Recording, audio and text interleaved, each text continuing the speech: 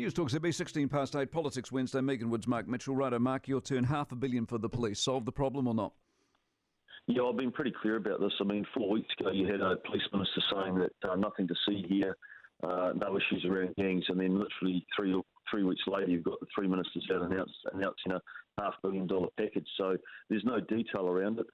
Retail obviously needs support and help right now. They don't know what's actually coming their way. But when you look at it, Mike, we've been told by this government in the last 3 or 4 years a $450 million new investment into police, yet at the same time we've had a 40% increase in gang numbers, a 21% increase in violent crime, a 31% increase in retail crime. And actually the numbers that really matter is not so much those numbers, but the numbers that tell the story of where this government has gone and why it is a soft-on-crime government, is that with the retail crime, 66% of those offences that are committed, there's never any action taken. We're failing to stop for police. Only 17% of those drivers are ever arrested. So what you've got is a tsunami of youth and juvenile offending, because you've got a police service with one hand tied behind its back, and you've got offenders out there and gang members that can feel like they can act with impunity, yes, and there'll be no action taken. That's my own personal experience with crime, unfortunately. And answer me this question: why then do the police, every time I have the police on, I say, do you have the resources? And they say, yes, we do, when it's clearly not true.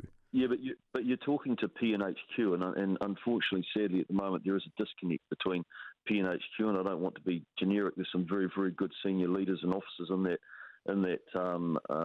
P&HQ. I don't have, as it's commonly known, that I don't have a lot of faith in the Commissioner himself, because I don't think he's got his focus in the right place, and I think that this policing by consent is absolutely the wrong model for what we're facing as a country at the moment. But you know, the front line, all the front line need is this: is some good, strong leadership. Know that you've got their back. Allow them, untie that hand that's tied behind their back. Back them up with the judiciary, so that when they're actually arresting people, they are actually getting proper sentences and they're not back out on the streets reoffending. And give them some proper powers that they can get stuck into the gangs and get the firearms out of the gangs' hands. And if you do that, morale will come up. You'll be far more motivated, and you'll start to see results. Is your tweet last night from Copperfields true or a joke?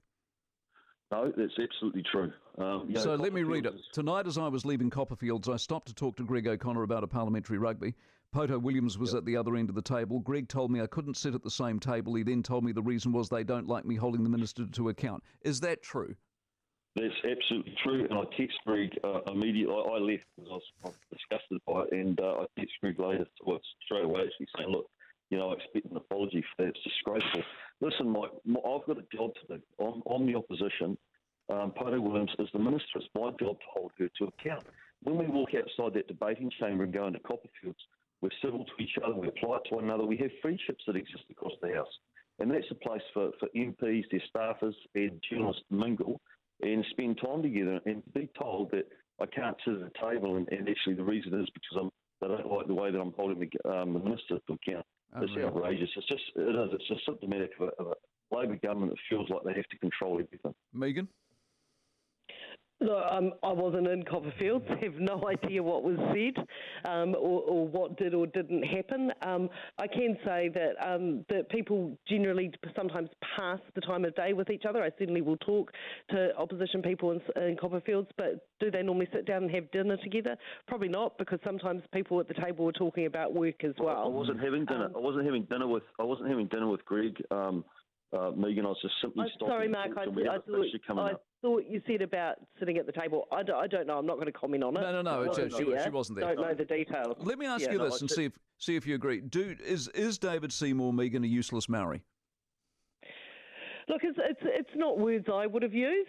I think you're going to launch into asking me about Willie with this question. Not words I would have used, but Willie's probably a far more colourful user of language than I am in the parliamentary context. Mark, is David Seymour a useless Maori?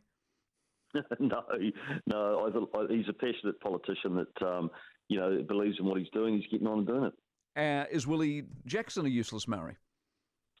Well, I think Willie's he's always been a bit of a shock jock. So, you never know what Willie's going to say either inside or outside the House. Megan, the